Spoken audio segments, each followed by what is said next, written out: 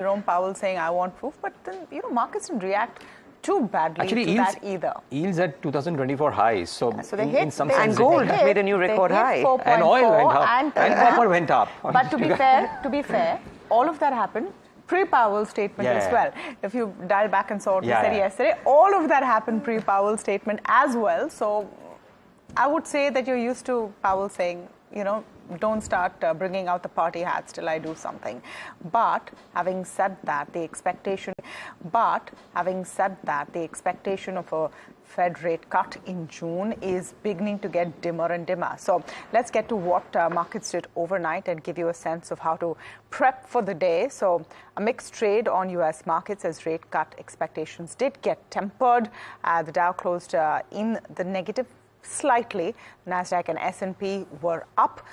Bond yields, the 10-year, did hit, I think, the highest level since October last year, 4.4, but settled at 4.35, close to where it was yesterday. It's inching upwards. There's no doubt about that at all. Crude also around $89 a barrel, and the reason is that OPEC Plus has now kept its oil policy unchanged. So they'd already decided that their production cuts will be extended till June. At their meeting yesterday, they decided not to do anything about it, so those production cuts till June remain. Plus, they have urged member countries that were not adhering to those production cuts, that nudging them along, saying, please do that. So then Brent is continuing on its journey upwards in that sense. Asian markets not too bad though, considering all of this, at least how they opened up. Let's pull up and see what's happening now. Remember, China, Hong Kong has a holiday today, so not too much there. And you're not seeing the mood change too much. Nikkei is doing okay. Nikkei is doing fine. Quickly look at fund flows, and this is what I've been noticing. FIIs have been selling bit by bit for the last several sessions, and again you had about 2,200 odd crores of sales from FIIs. DIIs came in with about 1,000 crores of buys yesterday in the markets, but at the end of it, it was a completely flat close on Indian markets yesterday. Niraj, no real story standing out. Yeah, and per se for the last 3 days as well, it's been, the Nifty at least has been consolidating. Tamanna is absolutely right. But there's some key movers. Just to rewind, dial back a little bit and show you what happened yesterday. I mean, just by virtue of, if you look at the stocks which moved quite a bit, there was activity in various pockets. So you had pharma being very active, at least the CDMO companies and API companies. Divi's, Laurus, etc. had a good move. Nalco showing that metals did very well for themselves in the session yesterday, because it was not just restricted to Nalco, by the way, at the broader end of the spectrum. Petronet, LNG, surprise. I mean, ideally, GAIL going up and there being competition should have been negative for Petronet because of LNG competition, but that did well. Cochin Shipyard, and Samina was yesterday speaking about, I think, Cochin or Garden Reach, or one of the three. All three. Mazgaon Docks, Cochin, and so just some very strong moves that happened in a clutch of stocks yesterday. And this is what is happening in the markets in April. Much as there was fear around mid caps and small caps, the Nifty, while it's consolidated in the very tight range, with 20,500 being the key resistance, there's this wonderful 3-day data which will please every retail investor who's got mid caps and small caps in her or his portfolio, that the mid cap and the small cap indices have done way better than the large caps has. So the point that Tamanna was making, that the Nifty is kind of not giving any news. Look at that, 3 days, 0.4%. Mid caps and small caps are giving you news flow. 5.5% for the small caps index in the last 3 days is telling. And even in guys, I don't know how you guys think about it, but even in pockets which are doing well, I mean, we've seen steel or metals example do well, pharma do well. It's not necessarily just the headline Nifty 50 or the Nifty 100 names which are making the moves. The broad end of the spectrum stocks in April are making some very strong definitive moves, which is actually great for everybody who's a bottom-up stock picker. Your micro caps have been buzzing completely. You are saying now, some of those stocks, yesterday, Manali, Petro, Butterfly G, suddenly you are seeing crazy run up on that end as well. But I think defense as a theme definitely building up. Rail, defense, PSUs, what had been written off a few days ago, making a roaring comeback, and I'm wondering why. That's going to be interesting to see how that plays out. You know, I just want to, while you're both indicated that the Nifty has been flat, let's not forget that yesterday we had very weak global cues. The market saw a gap down. We actually did a pretty smart recovery. So while on the face of it, it doesn't look great, we disconnected, we decoupled maybe for a day, and it worked out well. So actually, I mean, Niraj said this, right? If April's a good month, which historically it has been, it may not be looking as bad. And I think it's also healthy consolidation. We hit record highs last week. We spent the last 3 days consolidating. This morning, more than likely, you will get a gap up. So positive global cues will help us get another leg up. But remember, 22,500, that's the important level to watch out for. On the upside, 22,200 decisively is an important level of support. And both of you were talking about PSUs, and I think this is what it is.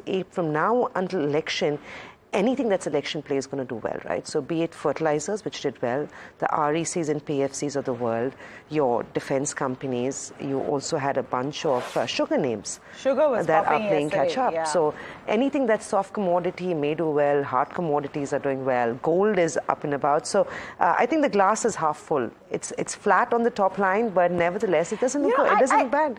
Absolutely. Yesterday also what happened is the TC has balanced out in RIL. I mean, IT was on fire yesterday. It was definitely doing really, really well. The election play is an interesting question because we haven't seen anything move after the dates were announced for at least a couple of weeks. And now the zoom up, which is why, I'm wondering if there's some sort of news flow that we might see. But having said that, a lot of stocks to watch for the day. Just very quickly, I want to mention gold because this one's been on a tear from mid-Feb.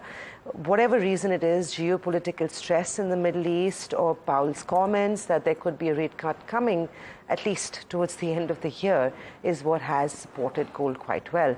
It's been looking good from the start of the year. Normally, you'd have expected in the current setup where you've got a stronger dollar, gold actually would see a sell-off. But we've been talking about this for the last few days where, forget selling off, it's trading at record highs.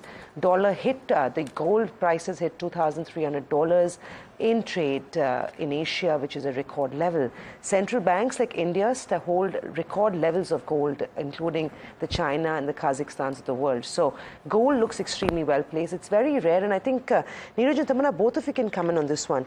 Historically, when you see a safe haven asset do well, it's risk-off trade, and equities don't usually do well. If you've got to look at this, I don't know, maybe as a cue, does this indicate at any level that we're topping out the markets? Because if people are going out and buying gold, I'd imagine that the level of risk is quite fairly high. Yeah, I'm just thinking about every average Indian housewife saying that I told you so. Saying I told you so. All of those dadis and nannies who have their lockers full and always believe gold you're was being the best. sexist here because Niraj did say that he is also interested in gold. So it's I don't also have not gold, so that's okay. Paper gold? I'm interested, but I don't have gold. Paper gold? A few sovereign gold bonds. Let's not get into the values there. Yeah, it's all equity. Huh? But I'm telling you that, I mean, they're sitting there and saying that all of you who said that gold doesn't matter, look at what's happening now. Yeah. I don't know if it's a portend of something gloomy coming. No, but forget now. Sorry, just one. I know we're into stocks, but just Sridhar Shivram of Enam Holdings had sent me the data last year. Indian housewife has unequivocally been the best investor over the last 5, 10, 15-year period. The gold prices have beaten Nifty by a margin. No, I think the 10-year return on gold is 12% CAGR. Yeah. And so it's a great hedge, it's a great asset. And I think most stable portfolios, advisors do invest or recommend investors to have at least 10% in gold. So not just being a hedge, but even the 12% return, which is fairly stable, is what investors like. So on that note, gold looked good. Before I go into stocks, there's also Bharti Hexacom's IPO that opened yesterday. Remember, this is the first IPO coming in from the Bharti Airtel group in over 12 years. It's also the first IPO in the new financial year. The size of this one is 4,275 crores. And most analysts, from what I understand, actually have a buy on this one, owing to reasonable valuations and strong parentage. However, remember, Bharti Hexacom has a high debt, and the previous few years' financial performance has been fairly volatile. So, of course, not recommending this. Talk to your advisor. The IPO closes on the 5th of April, which is Friday. It, of course, opened yesterday for subscription. I'll quickly move on to other stocks as well that we are tracking in early trade this morning. It's Avenue Supermart, if we can get that one up. It's that's that time of the year when just before we go into earnings, we get in provisional data coming in on business updates. It's been a mixed, at least brokerages have a mixed view on how Avenue Supermart's numbers have looked. Their standalone revenue came in at 12,393 crores, which is up for the quarter, up year on year by about 19%. They've also seen a total number of store additions come in at 365 at the end of March 2024. Well, you've got your brokerage calls coming in. Citi has maintained a sell rating on Avenue Supermart.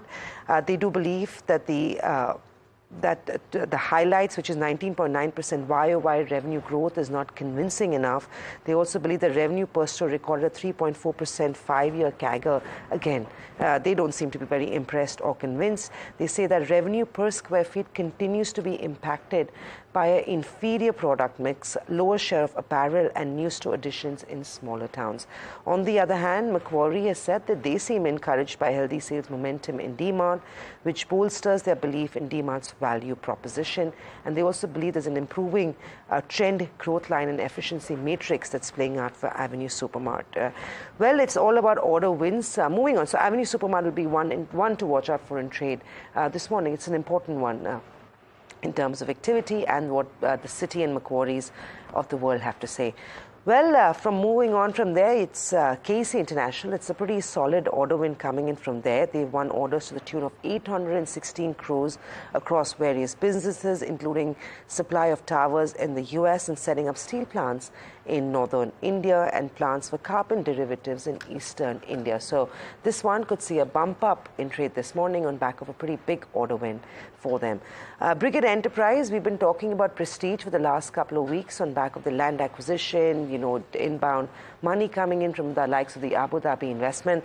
This morning, it's Brigade Enterprise. They've signed a development agreement with United Oxygen to develop office space with a leasable area of 3 lakh square feet and a project value of 340 crores. So very likely to see a good move on Brigade in early trade, guys.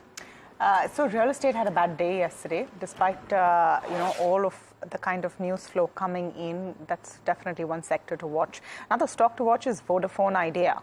So will they, won't they, and can they really is the question as far as Vodafone Idea is concerned. Remember, they want to raise up to 45,000 crores to save this ship, 20,000 crores in equity. Now, investors approved that plan to raise 20,000 crores through an equity issue yesterday. They will also consider raising up to 2,075 from promoter entities. So April 6th is going to be the EGM. Remember, everyone was watching out for this promoter figure, that how much really are they going to be putting in themselves. So that's about 2,000 odd crores. The other question with Vodafone continues to be whether they will find that kind of interest and participation, because if they need to, I wouldn't even say thrive, survive, they need heavy investments to keep up with the kind of 5G advances their rivals in the market are making. And that stock over 3 months has been 20% down. But you might see some movement because a lot of analysts are saying, news reports, that there could be an FPO in the works which could be cleared on the Saturday meeting. So maybe Vodafone is one that can show some movements. Like, yes. Yeah, no, just one bit on this is that independent of whatever they do, I'm sure this 2,000 crores is not enough, so the preferential issue matters. But the main stock impact could well be seen on Indus Towers as opposed to Vodafone Idea, so that will be interesting to see. Always. You're seeing that. It's also an interesting story in terms of a revival attempt. I find that interesting as well to watch. But of course, we'll see what Indus is doing. They're kind of going hand in hand. RBL Bank's business updates, one to watch. So, like Samina said, a lot of news coming in from business updates right now. So RBL Bank's business updates, what caught my eye is look at their total deposit growth quarter on quarter at 12% up. So that's sharp. Yes Bank yesterday was 10% up quarter on quarter, and we're wondering what they did in this quarter. However, Citi note says they maintain a sell on RBL at 257 is the target price. The deposit growth is steep and the LDR has contracted. The concern is that NIMs will be an issue. At least that's what Citi is saying, and credit costs expected to stay elevated. Question is that did those deposits come at a higher cost?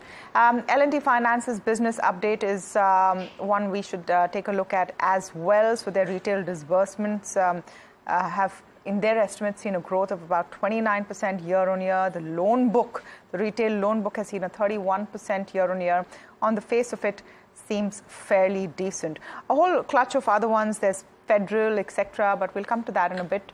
What do you have on your list? Actually, I have Federal on my list. Oh, but before Federal, I thought something that really stood out was Suryodaya Small Finance Bank. Don't talk about it that much, but look at the numbers. I mean, they did something special this quarter for sure. Disbursements up 39% YOY. Gross advances up 41% YOY. And deposit growth up a healthy 50% YOY. I know the QOQ numbers will look slightly different, but the YOY numbers, and if you count seasonality as a factor as well at times, I do. I just thought Suryodaya Small Finance Bank numbers look very robust. Let's see if the stock reacts positively to this. Tamanna was talking about Federal Bank. Gross advances up 20%. Total deposits up 18.4%. The numbers look okay. I know, again, brokerages out there are mixed. For every Nomura which is saying that it's a very strong quarterly update, there is a Citi which is saying that we have a sell rating. The numbers look ho-hum because there are some anomalies out there. But I thought the headline number, 20% gross advances, 18.5% deposit number, looks solid for Federal Bank. So that is to be watched out for as well in the session today. And the other piece is, before we get to brokerage calls, the other piece is oil upstream. And because of this windfall tax hike that has been announced, I'll clearly watch out for oil upstream. So the likes of Reliance, the likes of ONGC, Oil India, all of these should be watched out for. Remember, there is already a tailwind for ONGC and Oil India of higher crude prices. Then there's the windfall tax numbers as well. Very interesting to see what happens to some of the oil and gas names in the session today. So keep an eye out for these as top key movers when we start trade today. Just a couple more maybe. Angel One updates looked pretty good. For the quarter, their client base is, up 62% year on year, and their average daily orders are up 82% year on year. What also struck me is that in March, their average daily orders were actually down 10.4% month on month. That was just for March. So Angel One already saw quite a spike. I don't know if you can pull up the intraday chart for yesterday, because that spike came in. There you go, right towards the end. The last 15-20 minutes, you saw Angel One really perking up. You're seeing perhaps why today when you look at their business updates. Zomato has a note out. Citi has a note out on Zomato with a price target of 175, just the other one that I wanted to mention. So they say that the quick commerce margins will expand to 7 to 8%. They expect household budgets to shift from monthly purchases to top-ups, and these quick commerce companies to have substantial first-mover advantages when they reach scale. The whole Zomato story has become about Blinkit. And so I had a chance to speak with Dipinder just ahead of Indian of the Year, and I told him that everyone's so excited about Albinder Dhinsa and Blinkit. Everyone seems to love what he's doing. It's like, we love him too. So that was an interesting behind the scenes, and it's very clear why. Well, just a few more guys talking about updates. You also said Poonawalla FinCorp. The stock has been on the radar now for a few investors and traders recently, and it's actually been a pretty solid reporting from them as well. They've recorded the highest ever disbursements during the fourth quarter. The stock really had a pretty good run yesterday. Follow-on buying cannot be ruled out in today's trade, coming at 9,680 crores, up 52% YOY and 11% Q on Q. Along with that, their assets under management, their AUM has gone up by 54% YOY and 13% QOQ. Well, another quick one. I don't know if you guys mentioned Indiabulls Housing Finance. They've also raised about $350 million. So they've closed that fundraising through the allotment of senior secured social bonds due in 2027. These bonds, remember, will be listed on the Indian international exchanges. So when we talk about fundraising, this is the other one that managed to raise some foreign money too. Yeah. Just a few brokerage calls before we go to the editor's cut. So after a long time, JP Morgan has turned constructive on Select IT. Ankur Rudra was known to be underweight for such a long time. So upgraded Mindtree, KPIT, etc. all to neutral. But the one that stood out for me was Persistent being upgraded to an overweight rating. The target price being set to 4,400, which is about 11% uptick from the closing price. So that's one brokerage note on my radar. And the Goldman notes on the pipe companies. So they've come out with a note on Astral and Prince Pipes, amongst others. But these two, I just thought I'll make it a point to highlight. For Astral, the price target at 2,300, which is about a 12% uptick from the closing price. And for Prince Pipes, which is why I should watch out for that, price target set at 720 rupees, which is about a 19% uptick from the last price. So watch out for some of these. I just want to get both of you into this.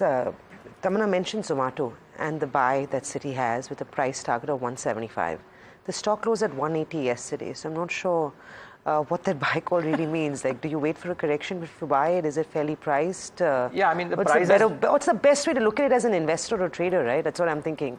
Because if somebody saw that, I'd be like, okay, so you... I don't have perspective. No, I mean, typically because they have the DCF model leads them to price the stock at 175, but they are constructive on the business. So the buy call stays. They don't want their target investors to sell. Increase. Or is it? But fresh investments may be questionable at this stage. If that note is to be believed, yes. Yeah, I think what the fundamental sort of outlook on it and why they're so excited about it would be the bigger takeaway in that case. Viewers, I hope you got a sense of all the key stocks that you should be thinking about from a trade perspective today. We'll talk about cement a bit later on in the show and a lot of other very interesting things coming up, including the derivative trades. But a small word on a company which was amongst the talk of town, Alex, for the whole of last quarter for upcoming competition for them. Absolutely, and I'm glad you didn't give the name because I was going to tease it a little bit. This is a market capitalization of 2.75 lakh crore. It's a large cap stock, obviously, and it's a stock that has dropped 15.4% year to date just in 2024. And from the high, it has dropped close to 20%. It is a company, as Niraj pointed out, that has seen tremendous competition, or rather is expected to see tremendous competition in the upcoming months. And in fact, it has possibly reacted to that. But the argument that you are making on Editor's Cut today is that Asian Paints is trading at significantly lower valuations that it has in the past. Let's talk about why, though.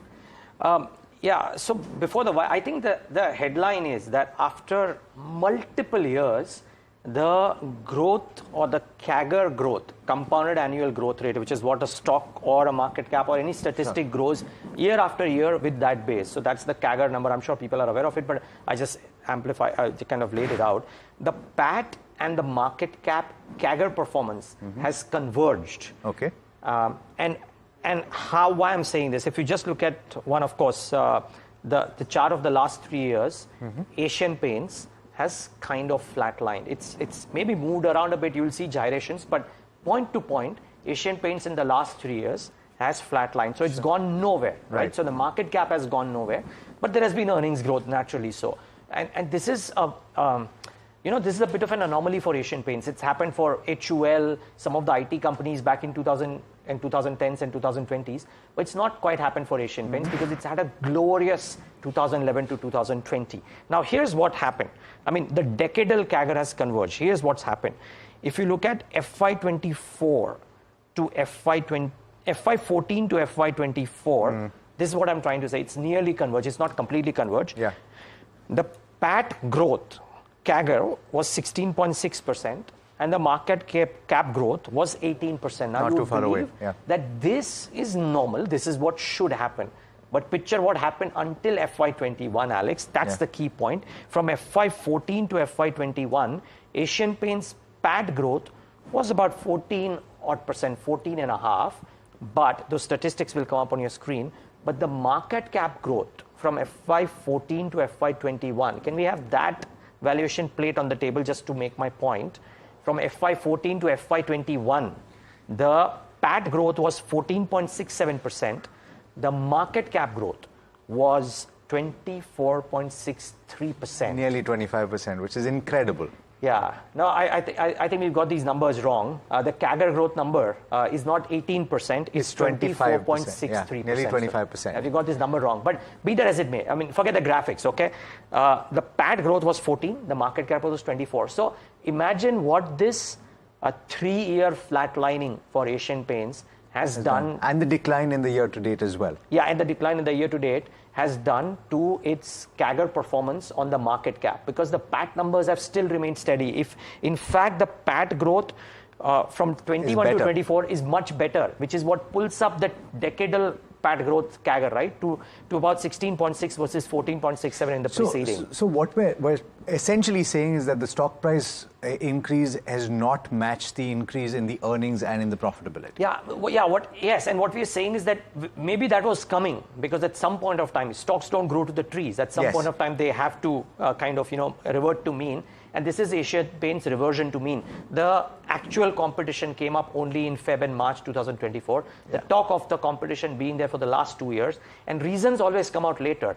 But stock prices tell you a story. And the stock price over the last 2 years, 2.5 years, was telling you that at some point of time, the market was saying that, hey, we can't pay such a top dollar to a company which is essentially in a commodity product. So are we saying then, and is the argument that despite the fact that valuations have come off quite substantially, the multiples have come off, that is normal, that's par for the course, and that's something you can expect going forward as well?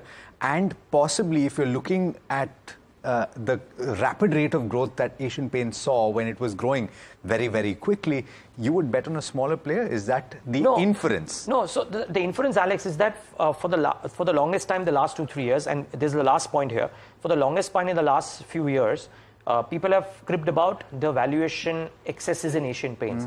I think now you can argue that if you take a long time frame, then the Asian Paints valuations don't look excessively expensive, because there is a PAT growth to support that 18% market cap growth. It's trading at circa 40 times, which is the cheapest in the last 7, 8 or 9 years that we've seen. And the tailwinds that stay, right, for Asian Paints, the factors to watch. I mean, infra spend and the housing demand, I don't need to spell too much that. I mean, everybody and their aunt knows that. The increasing competitive intensity might impact margins. If they do, then that's a bit of a problem for Asian Paints. But valuations at 40 times 1 year forward, lowest in the last 7 years. I think that tells you now the story that the valuation excesses have been corrected seemingly. And which is what I think the Macquarie note said yesterday, which is what the Motilal Oswal note said about a week back. I think people are now finding comfort in the fact that there is a bit of a convergence in the kind of madness that we saw in the market cap coming off a little bit, and the PAT growth still staying strong. All right, so that's the word on Asian Paints. Let us know what you think. In fact, dealer checks, or not, I must say dealer checks in the sense anecdotal evidence, where we've all spoken to people and they've been very confident that nothing's going to shake the market cap or the market share for Asian Paints. That remains to be seen, however. Let us know what you think, and do stay tuned. Lots more coming up in the next half an hour before the start of trade.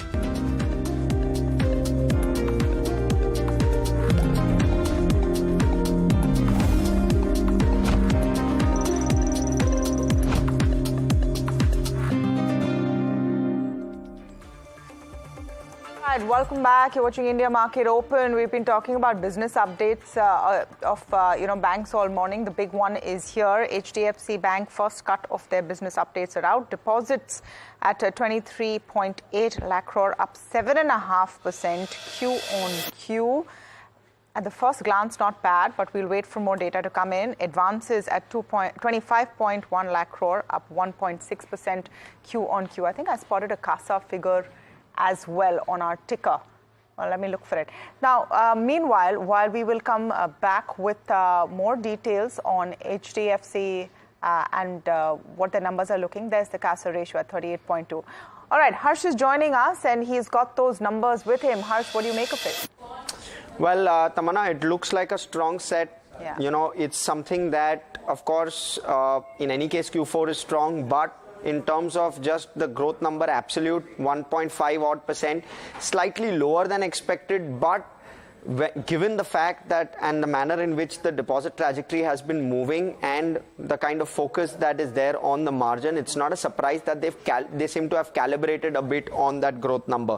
So 1.6% on the growth. Retail seems to be extremely strong, 3.7% sequential on retail, and commercial and rural banking, which is another focus area of the bank, 4% sequential. So that's broadly the breakup with regard to where the loan growth is concerned.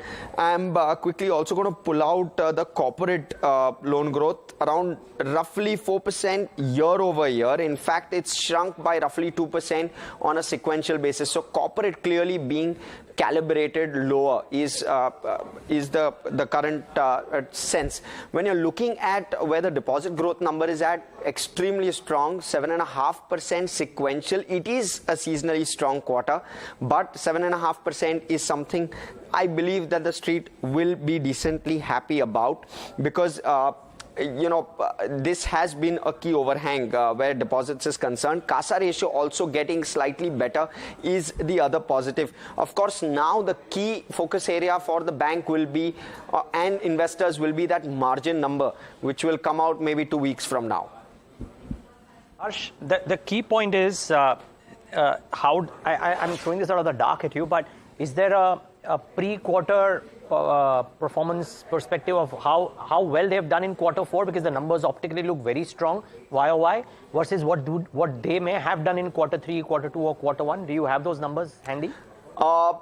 Actually, Niraj, we've just about received a couple of notes with regard to previews, so we don't have that. But Harsh, optically, this number looks strong. I know it looks strong YOY, but even you look at a QOQ basis, it looks strong. It looks very strong, Niraj, largely from a perspective that the growth on the deposit side, which was a key concern, seems to start, or rather, it seems that they're starting to address that. 7.5% is extremely strong when I'm looking at it sequentially. I mean, and Harsh, thanks for that. You know, and this kind of nails it simply because for the longest time, I know Harsh and Vichy were having this argument as well about how would the deposit growth for HDFC shore up at a point of time over the course of the next, not at a point of time, over the course of the next 2 years. Will the expanded base of branches finally help them do that? As much as it is digital, but they are on a branch expansion spree of sorts. Correct. And will that aid them? Is this quarter the proof of the pudding, is the question, I think. So we have been seeing better deposit growth numbers on and off, of course, in smaller players on a lower base. So if you're seeing 12% Q on Q for an RBL and saying, okay, that's pretty good, 7.5% for an HDFC. On that base. On that base, on the face of it, doesn't seem bad at all. Yeah. All right, Agam is here with us and telling us what to expect on the F&O side of things. Yes, Agam. You know, because of the fact that HDFC has such a large weightage on all the key indices, well, this very well could have some sort of an implication on our own Indian markets as well. Deposit growth is something everyone was watching out for, and it's turned out that it's come up with a good number. But I'm going to start off with the Nifty at the moment. Let's take a look at how things are panning out. It was a very flat day of trade. We didn't see too much traction in the Nifty or for the index futures, 1% added in open interest. The bank Nifty, of course, ended in the green, marginally so, but we did see about a 5% added there in terms of OI towards what looks like at the moment fresh longs. And I reckon that perhaps if we do in fact see that implication of HDFC Bank's positivity on the banking index, the Nifty futures could likely see a little bit more traction towards longs coming through. Of course, we're keeping an eye on the options market, and at the moment we did see a lot of traction around the 22,400 and 500 calls as well as puts. Both of them were written yesterday, as you can see on your screen here. But moving on to your overall open interest picture, we're looking at a very wide range if you consider, max OI, of course, on the lower end, 22,000, which at the moment looks unlikely that it will be breached in today's job trade, considering today is the Nifty weekly options expiry. And 22,500 has been a little bit of a center point around which the Nifty has been moving around, keeping and consolidating of late, and that perhaps could also serve as an important level to watch out for. Let's move on and talk about stocks then. And of course, we have longs in Lotus Labs, AU Small Finance. Remember, we've also had a relatively smaller banks and NBFCs also come out with their quarterly updates. So we will see a reaction on the entire sector as a whole. Kotak Mahindra Bank was under pressure yesterday. We did see shorts there. Let's move on and talk about stocks which saw unwinding and short covering for Aditya Birla, Fashion Retail, Gujarat Gas, Coal India and Hindustan Copper. Sure, Aditya Birla was looking at just a bit of marginal, moves, but we did see a lot of profit taking, I reckon, to a certain extent. But that said, let's find out as to what we can do with these cues. Are there stocks on the radar from our market expert? Well, we have Amit Goel of Amit Ventures who's joining us on the show. Amit, good morning. Thank you so much for joining in. Let's start with your view on the Nifty and the Bank Nifty. Good morning, Adam. It's nice to be back, and good morning to all your viewers. I wish everybody a very happy and prosperous new financial year. As a trader, I guess this is my happy new year beginning. If I speak about the broader market indices, Nifty has been, in an upwardsly sloping channel and has been printing new highs along its way. But in the last 4 sessions, we have tried to, give a sort of a breakout, but that really has not really manifested. So the question of a breakout is not if, but when. 4 sessions of consolidation, bias being to the upside, and the fact that on lower time frames, if you look at the hourly time frame, Nifty and for that matter, Bank Nifty has been taking support at the 20 moving average on the hourly and the 75-minute time frame, giving me some bit of confidence that the bias continues to remain on the upside. And it's only a matter of time that the 22,500 call OI, which happens to be a very strong resistance for the last 4 sessions, could give us some way to resume a fresh leg of an uptrend. The way I would like to play this out is I'd like to wait for the breakout to really manifest itself, in the sense that the key metric that I would be looking at is Nifty breaking the 22,521, the previous all-time high level, and sustaining above it for about an hour or so before I initiate a breakout aggressive long trade, wherein I'd like to buy the 22,500 call of the 10th April expiry at the current market price, since I'm not able to estimate the current market price at that point in time. So I'm looking at buying it at a current market price and keeping a rupee stop loss of about 3,000 rupees and keeping an initial target of about 3,000 rupees, keeping it a 1:1 trade. And if the breakout really manifests itself and we get a nice up move, we could trail our profits in a long call option, and I would have a second target of about 5,000 rupees and then continue to trail it with about 4,500 rupees as my TSL. Okay, Thanks, right. Please go on. Yes, Amit, please go on. Yeah, thanks. That's about my Nifty call. Okay. All right, so let's talk about stocks then, Amit. I believe you have 2 from the healthcare space. Can you take us through the first one, that's Xyrus? So the way I would look at this, Adam, is you would probably call it a pairs trade, wherein if you look at the chart structure, Xyrus has been downtrending while Glenmark Pharma has been uptrending. And on a lower time frame, it has given a breakout. Zydus has given a breakdown on the lower time frame and is looking weak to me. If you also look at the built up in the open interest, the 1000 level call, 1000 strike call in Zydus has had some fairly substantial call additions, and that's why I would like to try and sell the futures in Glenmark Pharma, keeping the entry level to sell the futures between 987 to 991, keeping an SL of 998 levels, which gives us an approximate risk of about 8,000 rupees. And I would keep a target of about 8,000 rupees, which is at 978, 974. The lot size is 900 shares. It's a slightly big and a slightly more riskier lot size derivative. So I'd like to pair this out with Glenmark Pharma. If you look at the Glenmark Pharma's structure, it's diametrically opposite to that of Zydus, wherein we have had a breakout on the upside with in Glenmark Pharma, the 1000, in fact, the prices are fairly similar. So the 1000 call OI in Glenmark Pharma has actually seen some bit of unwinding. So these are hints which gives me some bit of confidence that Glenmark wants to move up while Zydus wants to move down. So I would like to pair the Zydus futures sell trade with Glenmark futures buy trade. Entry levels at 998 between 998 and 1002 levels. Keeping an SL of about 992 levels, giving me a approximate stop loss of about 6,000 rupees, kind of balancing it out with Zydus futures. The target would be about, again, 6,000 rupees, and then I would like to trail them if both the trades go in my favor. So this is the setup on stocks. Just be aware that this is a fairly aggressive approach. And viewers should, be aware of the risk that they are taking. Well, so a dual play there as far as the pharma space is concerned, where we're playing Glenmark and Zydus in two different directions. But I believe, Amit, we missed out on your view on the Bank Nifty. Can you take us through the structure that you're deploying there? Yeah, Bank Nifty unfortunately has not really helped our cause in the medium term in the last quarter or so.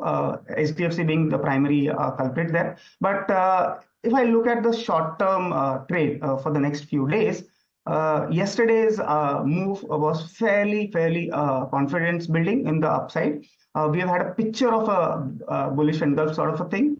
And it is also taking support, as I mentioned earlier, at the hourly 20-period moving average, with 47,500 put OI having the highest open interest, making it a technical support.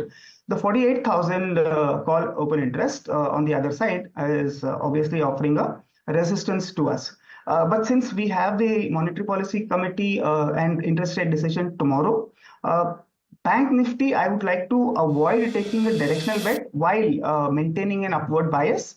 But since a monetary policy decision could have sharp moves on either side, given this view, I would like to play a bi-directional trade, slightly aggressive from a retailer's perspective, from a normal trader's perspective. But the kind of trade that I would like to do here is with a double ratio spread, or for the 10th of April expiry, also known as the Batman trade, where we sell in ratios, as in we sell 2 lots of puts and buy a lot of put, and we sell 2 lots of call and buy a lot of call to make it into a double ratio spread. It's essentially a bi-directional spread. The strikes which I'm looking to deploy are I'll sell 2 lots of 46,800 put for the 10th. All the strikes are for the 10th of April expiry, and I will buy the sell the 48,500 call. So, in order to convert this into a ratio spread, I will buy 1 lot of 47,200 put and 48,100 call. The mark-to-market risk here would be a rupee stop loss of about 1,500 rupees, and I'm looking to make about 2,000 rupees in this trade. These kind of setups are essentially high probability setups with a fairly low yield on the trade, because the margin is about 1,20,000 rupees in this. Right. Well, okay, so a fairly comprehensive one on Bank Nifty as well. Amit, on that note, going to take a moment to thank you for joining us and taking us through your views on the markets, also helping us give us a handful of option structures to play in current market environments. And with that, it's over to you, Niraj. Very helpful, Agam. Thanks for getting this. And viewers, remember, you can tune into this segment every day to get some very nice option strategies for the trade for the day, for the week. But HDFC Bank numbers, very quickly, just dwell on them for a moment with Aditya Shah, founder of Hercules Advisors. He joins us to put them into perspective. Aditya, you got a chance to see those numbers. I mean, YOY, obviously, they look very, very strong. But the quarter-on-quarter deposit numbers also at 7.5 or 8. What do you make of this?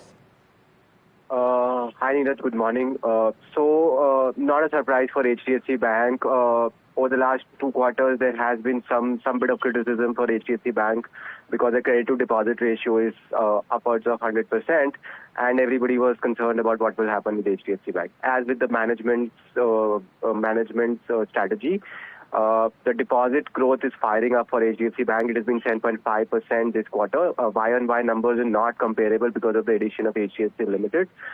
So from that perspective, steady set of numbers, nothing spectacular or nothing to get overexcited about.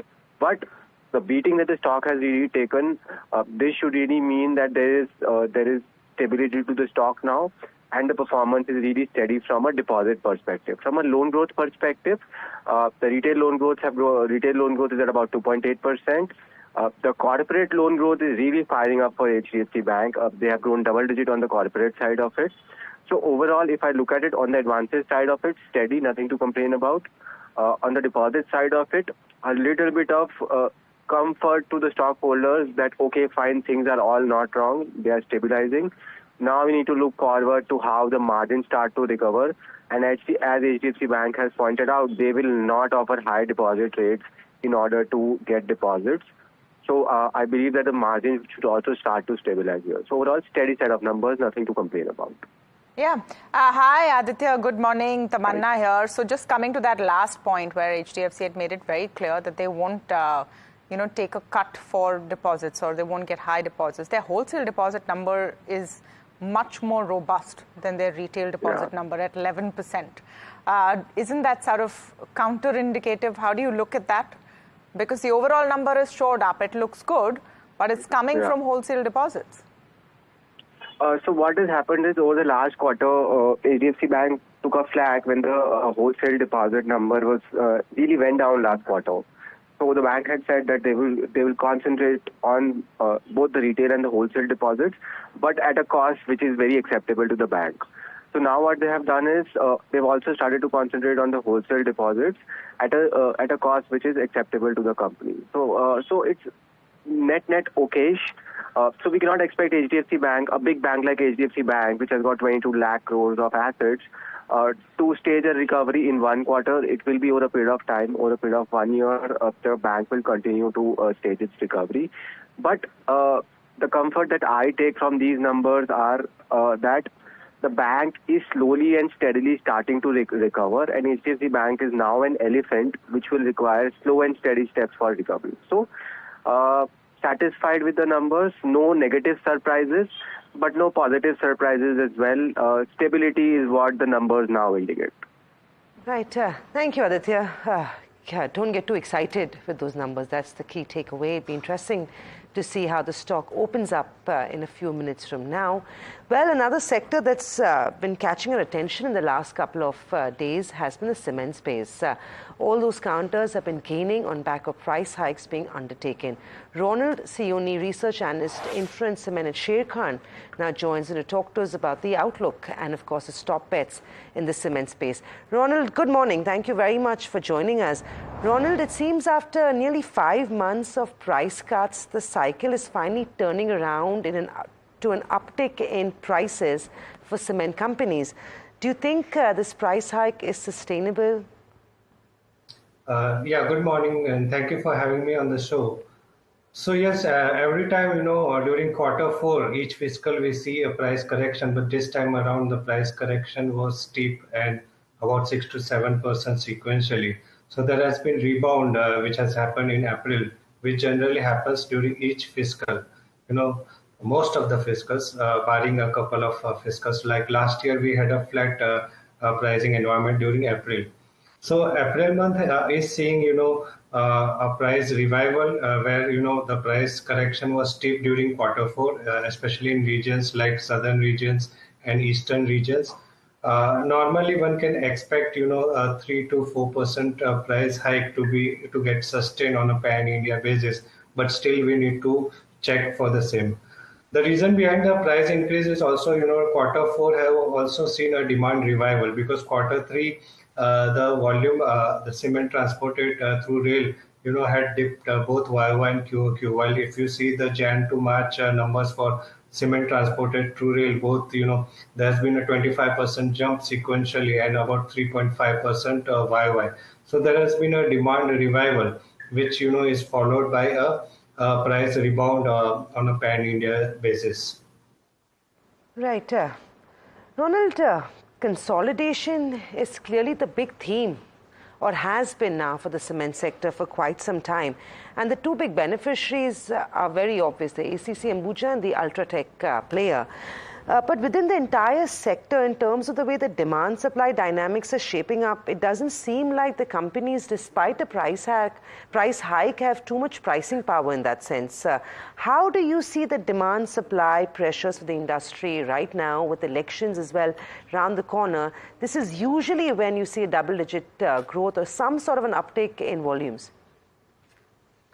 Right, so FY25 being an election year, there could be a couple of quarters where, demand may soften. But there would be, a trailing 2 quarters, there would be a stronger demand rebound. Because as we see, government's intention has been to continue or go ahead with the government's capex plans. So government capital investments will continue over the next 4 to 5 years, which we believe.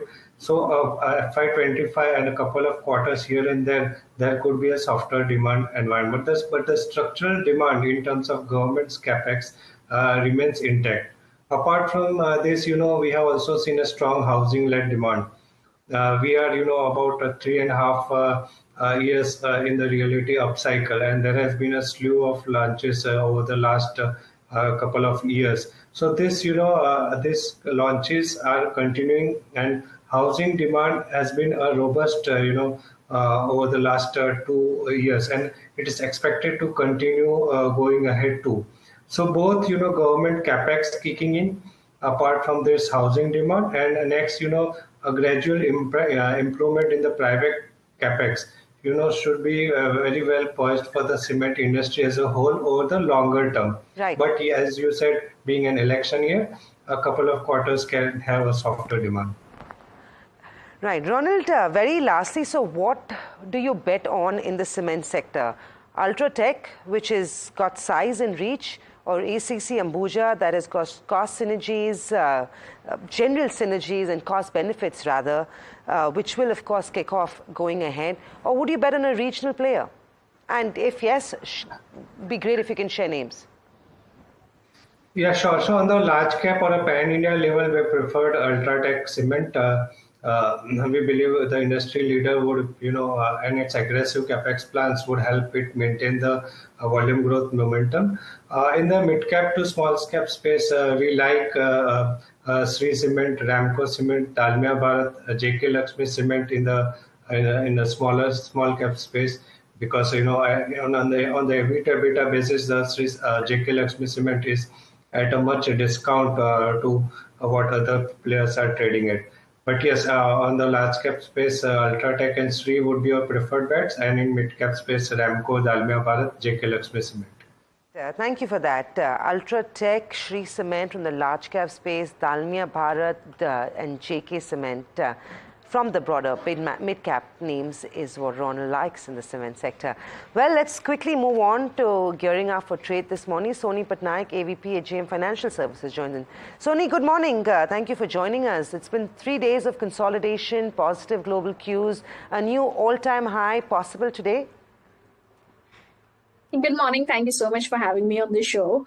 So I think consolidation may continue yet just one more day for today. The data of yesterday's FIs is not very encouraging. It's slightly on a hedge to cautious outlook.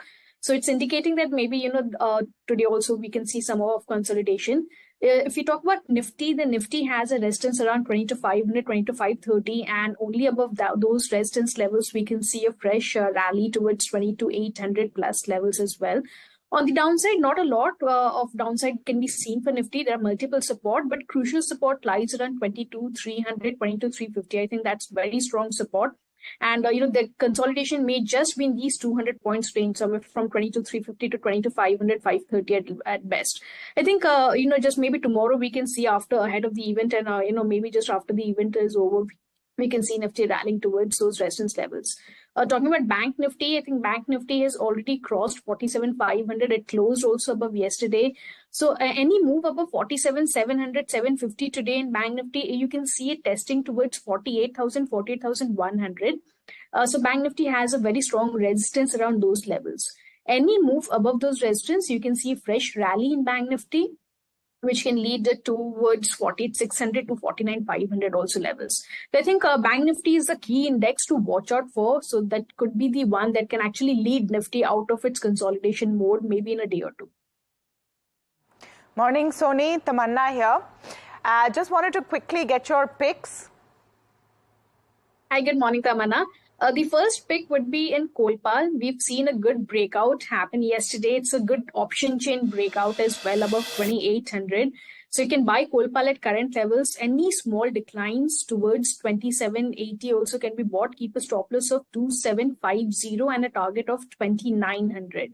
This is the first. And the second pick is in Gas Authority India Limited. GAIL is looking quite strong. It has given a very strong breakout on charts, on option chain as well. So GAIL can be bought at current levels and on any small declines up to 188, keeping a stop loss of 182 and target of 196 to 200.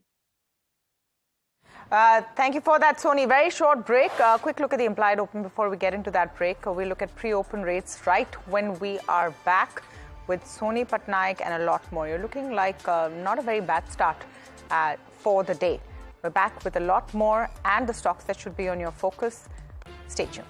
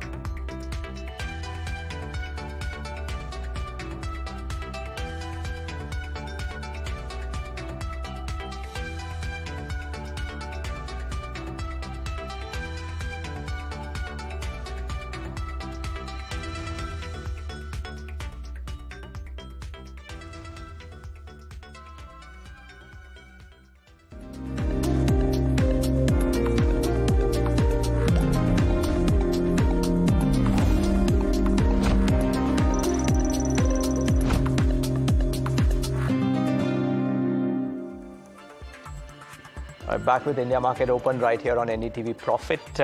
You already heard Soni Patnaik's calls. I just want to bring them again. And then in a couple of days, you will see Soni Patnaik tweet that the target given on NDTV Profit has been achieved. This has happened now 4 or 5 times. But I just want to get those calls for the benefit of our viewers. A buy on Colgate. Some of those FMCG names have made a move or two in the recent past. And GAIL yesterday made a very big move on this LNG development that happened.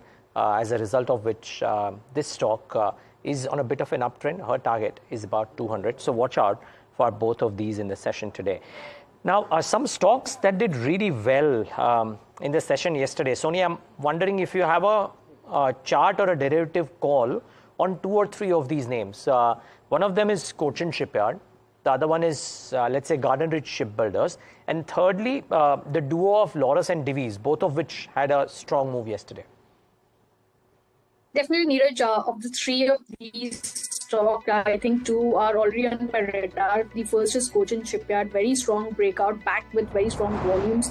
I think the stock on a positional play can head towards 1200. It has formed multiple good support, but the crucial support level to watch out for right now is 1020 on charts. I think as long as 1020 is getting, it can hit 1200. And the second pick definitely will be in Laurus Labs. Laurus Labs, we've seen a very strong breakout, back with long built-up positions yesterday, quite aggressive. There's a volume breakout as well on charts. I think there's, the breakout had come above somewhere to 425, 430. So keeping a stop loss of 425, one can buy Laurus Labs. Any small declines up to 435, 430 also can be the range to enter the longs again, just in case the decline can be seen today. So keeping a stop loss of 425 and a target of 460, 465. Okay. Well, so clearly some upticks that we're seeing in some of those stocks. And, yesterday that BOFA double upgrade on Divi's. For the longest time, Divi's has been consolidating. But BOFA finally saying that maybe, just maybe, this 35% earnings CAGR that we've been used to seeing in Divi's and which kind of maybe paused for a little bit, could it be making a bit of a comeback? Now, I'm saying this because people kind of talk about Divi's, Laurus, Granules, etc. all together as API players. Divi's is the largest of the lot and therefore way different. But it's very interesting that if indeed Divi's manages to do this, then what is the kind of reaction? Because for a point of time, Divi's, when it used to trade at 6,000, 6,500 or thereabouts, it used to enjoy premium valuations until gravity hit it and then it's come off. Can this be the reversal? BOFA believes it is so. Could be interesting to see what happens in earnings over the course of the next 4 quarters. Yeah. Just looking at some of the smart movers in the first couple of minutes of the pre-open trade, and Coforge is one of them, was top of the charts yesterday as well and doing pretty well in pre-open. Vodafone is a stock that we've been talking about. Sort of the decks are being cleared for, that fundraise plan, about 2,000 crores the promoters will put in. How will they raise the rest? Who will subscribe? All of those questions there. But a positive sort of look on it. Federal Bank, RBL and L&T Finance is some of the others that we should look at because of the business updates. I want to see what HDFC is doing this morning as well. Yeah, all of those are up as of now. HDFC, nothing fantabulous. Maybe they're taking Aditya's, take that no need to get too excited. I like the way he put it. Take it, 7.5%. No need to get too excited because they said they would do that. Should we see what AU Small Finance Bank is also doing? It's all about business updates in this space today. That's about 1.5% as well.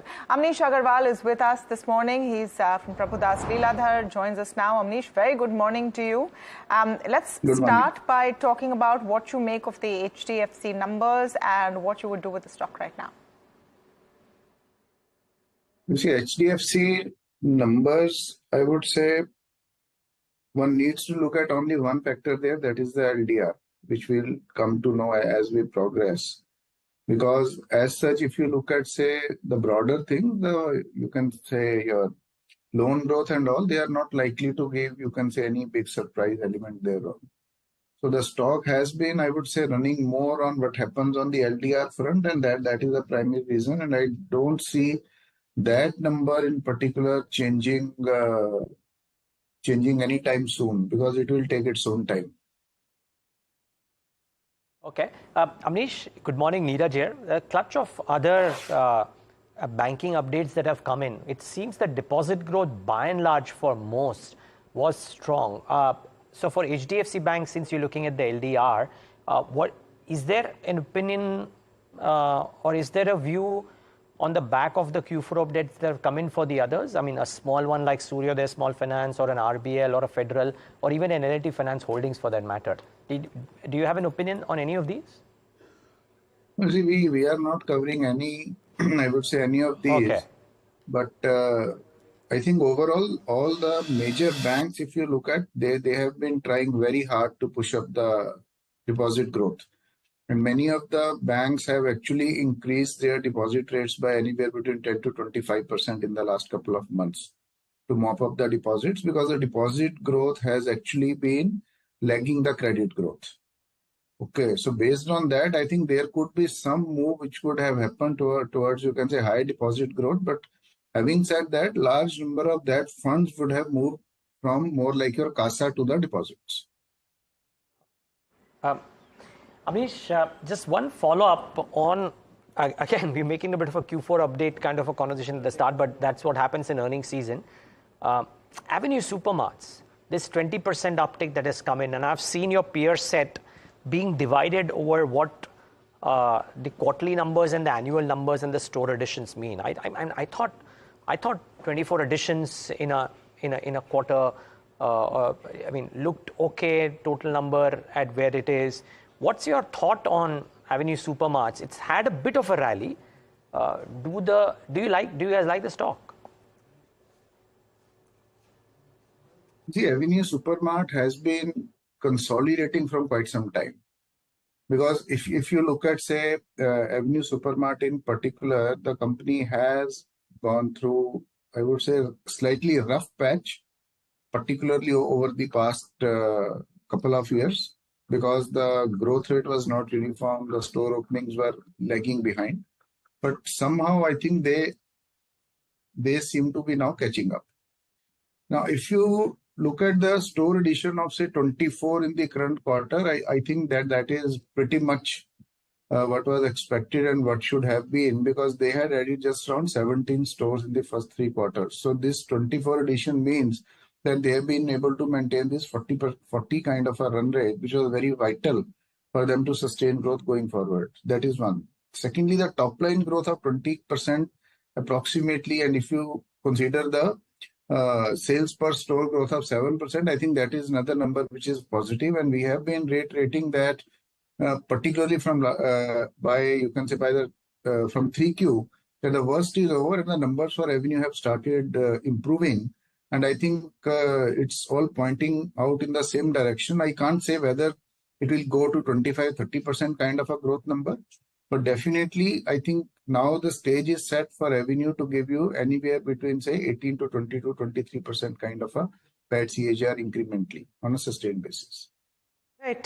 Talking about Avenue Supermart, Citi, of course, has maintained a sell on the counter, and you've also got Macquarie that's come in with their reaction to those numbers. But Anushi's standing by with what Citi has to say, and also she's got a brokerage call on Zomato. Anushi, what do you have? Right. Morning, Samina. Over here, if you have to look at Avenue Supermarts, despite seeing the Q4 FY24 business update wherein it has recorded about a 20% growth in its revenue, Citi continues to maintain a sell rating with a target price of about 3,200, which is a potential of downside of about 28% now. Again, quite some strong reasons that they are giving. One is the revenue per store. If you have seen over the last 5 years, the CAGR growth continues to remain in the 3.4% range, which is comparatively lower. Another is the revenue per square feet. The Citi expects this to remain on the lower side, impacted by the inferior product mix that the company has also, and because of the newer small the store additions that they're making in the smaller towns. So that will continue to impact the company's revenue per square feet metric. Again, going forward, also the current valuation at which the company currently trades at, Citi remains cautious over that fact as well. Now, if you are just to see the stock performance of the company in the 1 to 6 month period, the company has seen about a 15 to 16% upside on its stock price, while in the 1 year the company has seen about a 22% of an uptick in its stock price. Now, coming to the other one on the list is Zomato, wherein the Citi has a buy rating on this with a target price of about 175. Now, they have given a quick overview and some of the key takeaways from that quick commercial segment. Now, over here, Citi sees the quick commerce margins are to expand to about 7 to 8% of the gross merchandise value over the medium-term period. Now, this would be driven by a couple of factors. First is the scalability of this, which will lead to some sourcing advantage going forward. Another is the higher average order values that they expect over the period with more category expansion over the time. So this remains on watch out. Another interesting fact that they have laid out is the household budgets now shifting from a monthly purchases to top-ups, which means the frequency of using this quick commerce apps will lead to an increase, and this would be through more habit formation going forward.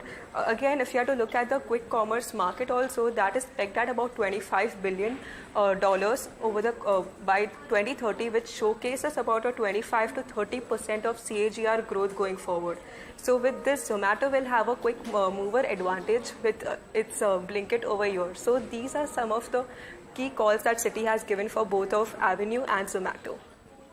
Thanks for that. That's why Citi likes the view coming in on Zomato and Avenue Supermart.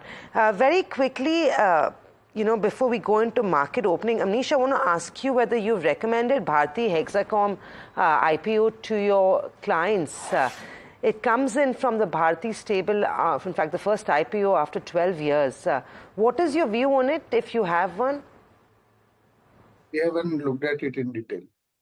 Right, so you haven't looked at Bharti Hexacom in detail. Remember, the IPO has opened yesterday, closes on the 5th. It's a 4,200 odd crore IPO. Sony, couple of these financials are showing a little bit of a gap up, at least that's what we're expecting. So from your Poonawalla FinCorp, which saw a big move in trade yesterday, is expected to see another gap up this morning of 1.5%. Federal Bank is not looking too bad. RBL also in early minutes of trade is looking good. For a quick intraday trading pop, any of these banks would be on your list? So if we talk about banks, definitely we should look at PNB. It's a continued strong momentum that we can see. And, there's a very strong breakout. The stock can definitely head towards 145. And the support has just risen from 120 to 125. Now the support has just risen to 132. So I think keeping a stop loss of 132, you can extend the targets towards 145. If you talk about just financials and the entire that sector, then definitely we can look at Chola Finance, which is looking quite strong on charts and the derivative data as well. It has given a good breakout above 1200 yesterday, and the stock can rally towards 1250, 1270 for the day. So keeping a stop loss of 1190 and a target of 1250, 1270. So the risk reward ratio is quite favorable. The stock is quite strong on charts. Clearly, the pre-open rates having settled, I think we'll start off on record highs for most key indices. So the market seems to have climbed a wall of worry yet again, and that is the interesting part. Just mark the few stocks which have done well. So I wonder if Suryodaya Small Finance Bank, starting with the smallest one because it really gave a very strong quarterly update. That stock, well, 7% higher. So again, but look at HDFC. Yeah. I know Suryodaya has been on your mind and 7% higher, but when an HDFC moves about 1.5% pre-open. Yeah, and this is on the back of, I think, 1.5 to 2% move in the last 2-3 days as well, while the index has been flattish. So good move there. Tata Investment is up 5%. Persistent on the JP Morgan upgrade is up about 4%, so that's interesting. Sapphire Foods has something going for it, 12.5%. I don't know if I missed some news there, but there's a big uptick out there in Sapphire. So that's to be watched out for as well. Well, maybe not. KEC, big order win, 5.5% already in pre-open, so that's looking good too. Okay. Yeah, Hindalco. And your Prince Pipes, we talked about pipes. Prince Pipes is expected to see another gap up. So it's going to be a good morning. So we've not only climbed that wall of worry, Indian markets are looking down at everyone and saying that what's the big deal? Because, gold rates going look high. At Japan, look at Asian markets. They're all looking really good this morning. Japan's up about 1.5%. So India's following through. So it's a different trajectory going completely. Let's see how the opening actually is at the end of all of it. Quick call from Sony Patnaik. One top stock that you would bet on today? So the top stock will be Hindalco today. I think it's looking quite strong. Yesterday also we were awaiting, there was some sort of a breakout that was expected. So I think it's heading towards 600, 610, keeping a stop loss of 584 for the day and target of 610. And by the way, to an extent, I'm not too surprised with the call on Hindalco, simply because if you just look at what's happened in terms of the aluminum spreads, it's rallied 3% yesterday, if I'm not wrong. Global stocks up about 4-5%, so therefore Hindalco could certainly be in focus in the session today. We'll talk about metals with Amnish after the markets start, and we just mark the market. So Soni and Amnish, stay on, some more to talk to you about, but we will start at record highs, which is the first thing you need to keep in mind. Likes of Hindalco and some of the other metal stocks would be right up there in the upper quadrant of the gainers. We'll be watching our non-Nifty on Avenue Supermarts on some of those brokerage calls, Prince Pipes, Persistent, etc. So those could be in focus as well in the session today. And I dare say, watch out for some of the economy-linked stocks. They've had a good run. Yesterday was the first bit of long unwinding that we saw. Do we see them bounce back today is the key question. But here's how we are starting off at record highs for the indices. So, cat calls, wolf calls, maybe at 23,000, not right now, but still doing well. So good start for the trading day. Bring up the mid caps and the small caps. And I dare say Bank Nifty could be interesting by virtue of what HDFC Bank might be doing. 0.68% for the mid caps. The small cap index will come up on your screen next, and then we'll get the Bank Nifty very quickly. Small caps up 1% yet again, so outperforming the Nifty again, and the Nifty Bank up 0.8%. I think the Nifty Bank too has outperformed the Nifty. Get the heat map up on the screen. I want to see if Hindalco, HDFC Bank, etc. Yes, both of them at the top of the screen. By the way, I dare say that our guest wasn't too excited. Maybe there is not case for too much excitement, but 2.5% on HDFC Bank is not bad. It is excitement considering what the stock has done in the recent past. Hindalco is up, not surprised. NTPC was among the best performers yesterday, up another 1.5%. There's strength in power grid as well. I wonder if GAIL, in the broader end of the stocks, we'll talk about GAIL as well. There is Axis, Coal India, Tata Steel, so metals out there. Some banking names out there doing very well for itself. Very few losers, though ICICI Bank is in the losing side. But the strength in the market, Tamanna, is brought out by the fact that the top loser is down less than 0.5%. Very strong move this morning.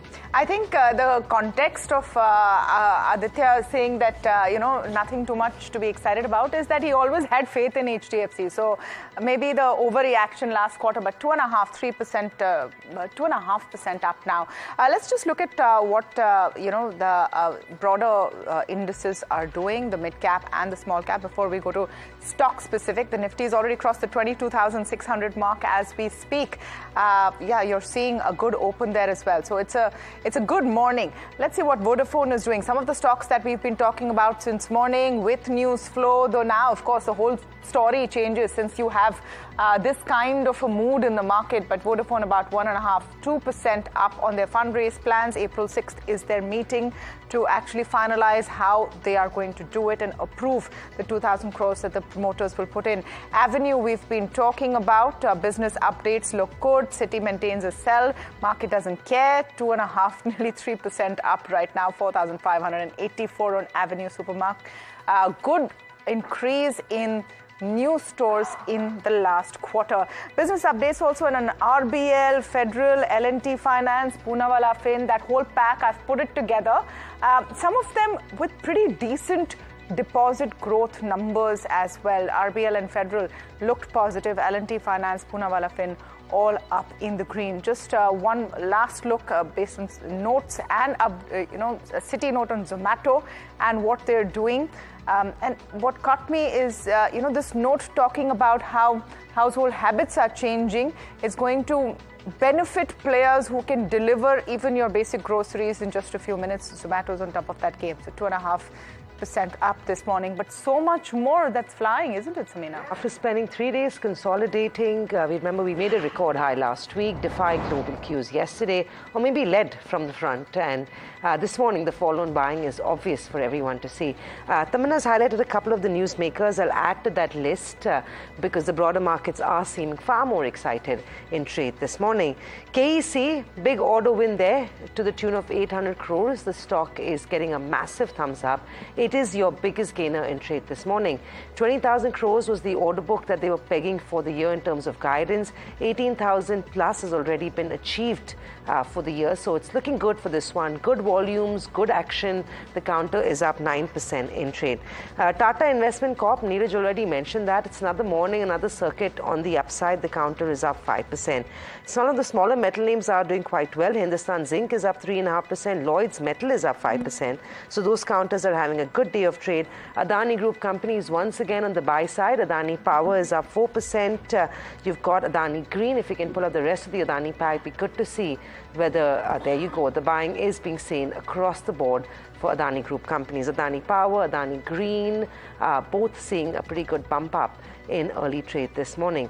Well, apart from that, a few other names that we want to highlight for you that are seeing action in trade is you've got Rainbow Children's Medical, that's up 4%. Vedanta is looking good. And MMTC is having a positive day of trade. IRB Infra, Coforge, RBL as some of your other big gainers in trade. Those, of course, coming in early morning movements. You've also got Suryodaya Bank, if you can pull that one up. DR numbers, provisional numbers for business update were actually pretty good. The stock is up 12%. So KEC and Suryodaya, in my opinion, become the stocks of the morning.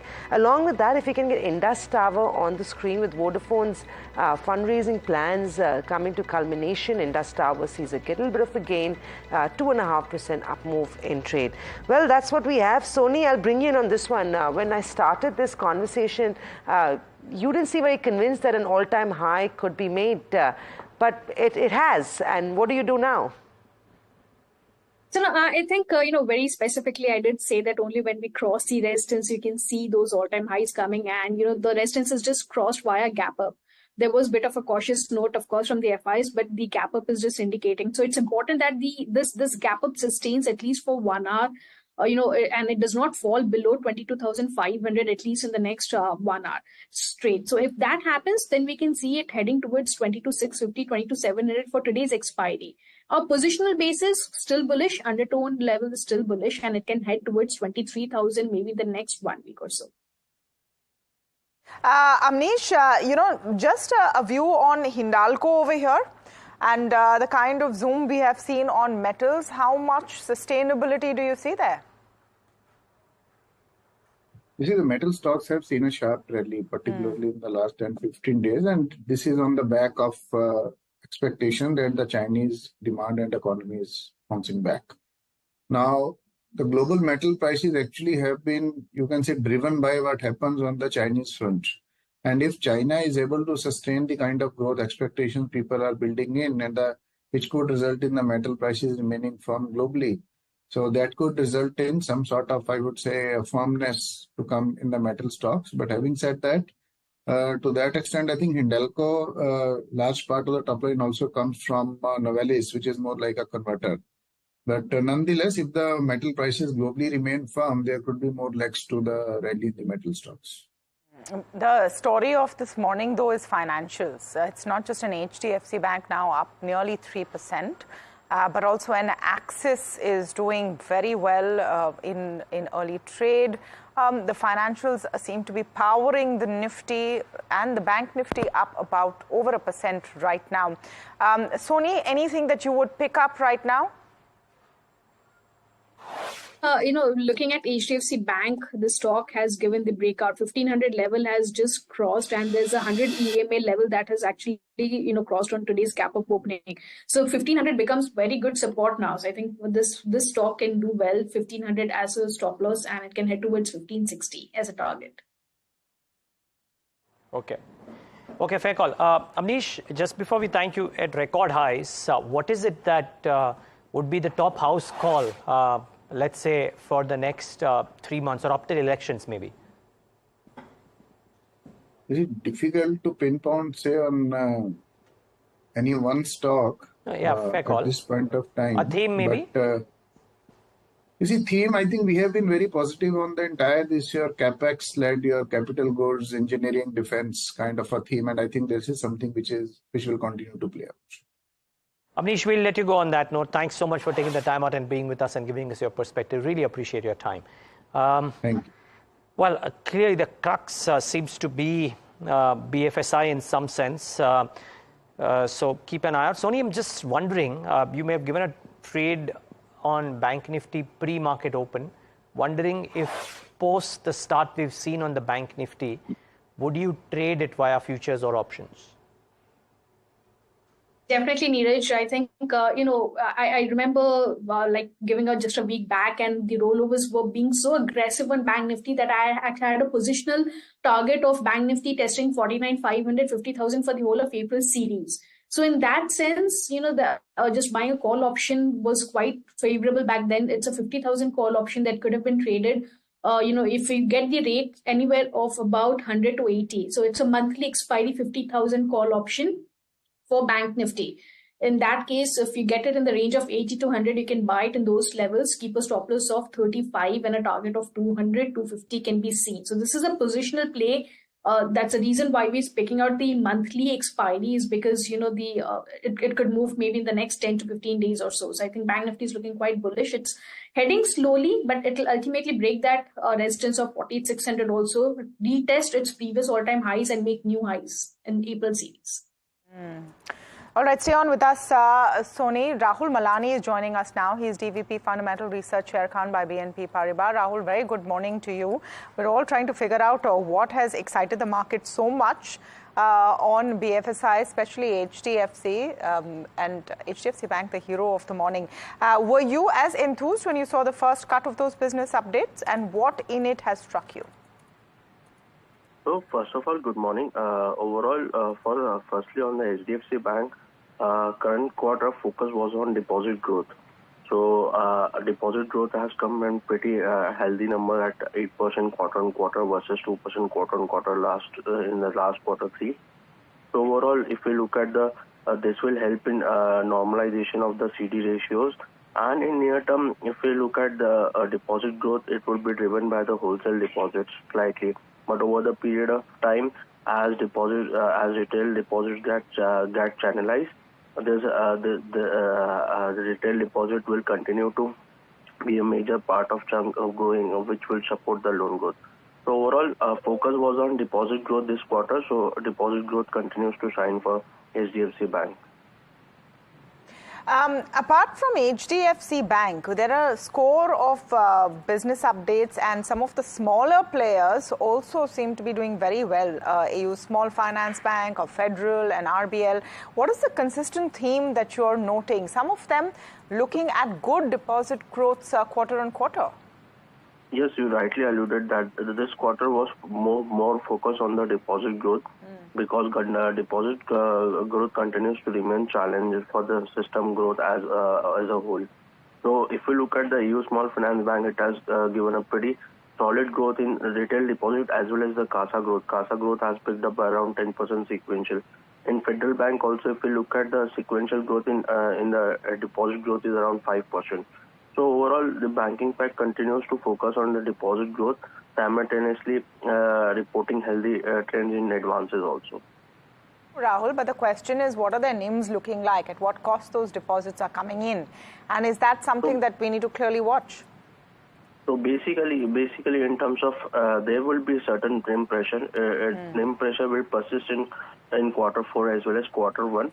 But overall, we believe that this is a sectoral phenomena. And some of the large private banks will be able to manage this. Rahul, very quickly, the Nifty PSU Bank Index is up, 85% while the private bank index is up only about 16%. Stocks like RBL, HDFC Bank have actually lost out. Bandhan Bank have lost out quite heavily recently, while PSU banks continue to do well. Where is the bias today? Of course, we're seeing an improvement in numbers, like Tamanna had also mentioned in that conversation with you. What would you choose? Private sector banks where there is value, or PSU banks where there is momentum? And if yes, your pick from each space. So currently, it's not about PSUs or private bank. It's about the individual stock picks, whether you talk about in PSU as well as private bank. We continue to maintain our positive bias for top large private banks like ICICI Bank and Axis Bank. And in terms of PSU also, we like lower tier PSUs because return ratio improvement is likely to be in FY25, and valuations are also seemingly reasonable. So it's not about the private banks or PSU banks. We continue to like selective picks in private banks as well as PSU banks. Right. Thank you, Rahul. It's not about PSU versus private sector. The bank is more of a specific bet, like Rahul indicated. Across the board, look at HDFC, 2.5%. Bandhan is up 3.5%. AU Small Finance, Suryodaya Bank, Federal Bank, RBL.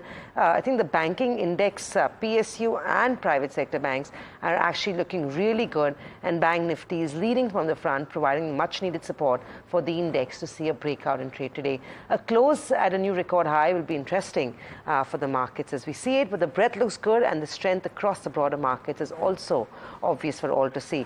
Well, we'll take a break. We'll come back. Vinod Agarwal of VECV joins in to talk to us about how those numbers are stacking up and whether or not the March Act Class 8 orders, which are down year on year, impacts his business.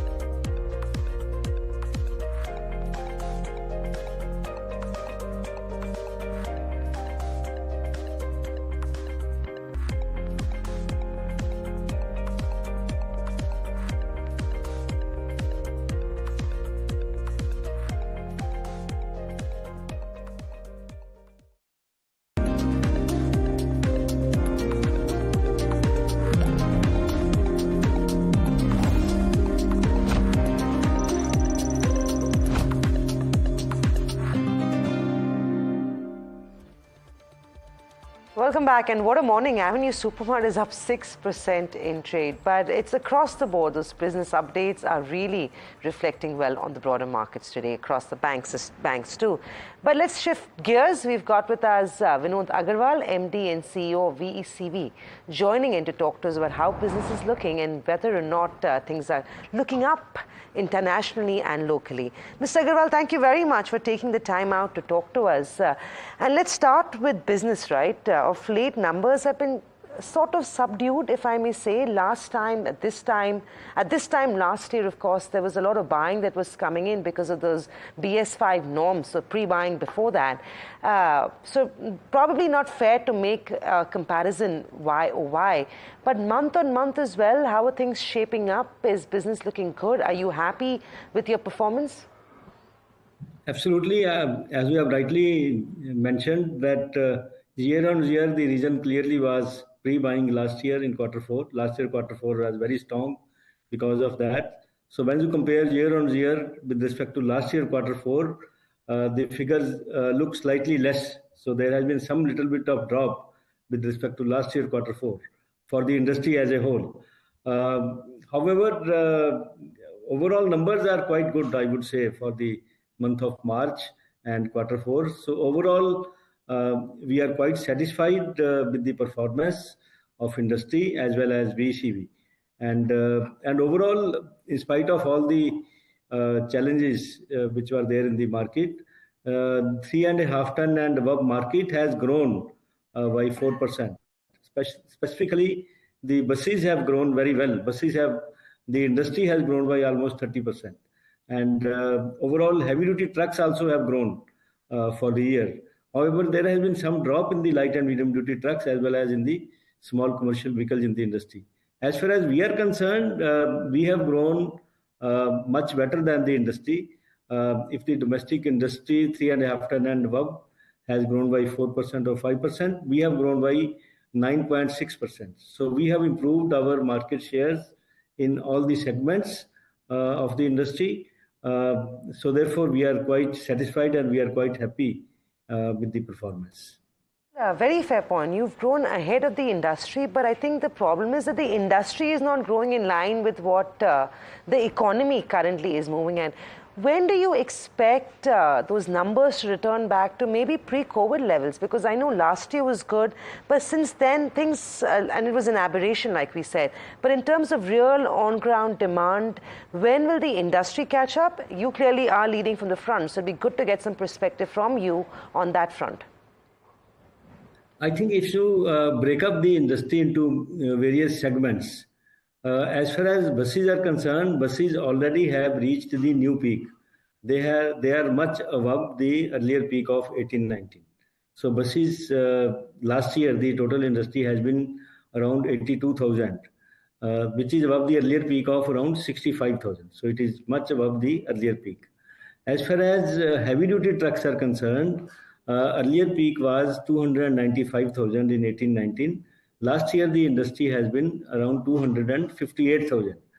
However, there we also have to note that there is a lot of migration towards higher tonnage trucks. So therefore, because of migration to higher tonnage trucks, if you look at overall capacity of trucks, even with the lower number, the capacity will be, I would say, maybe even larger than the earlier peak numbers.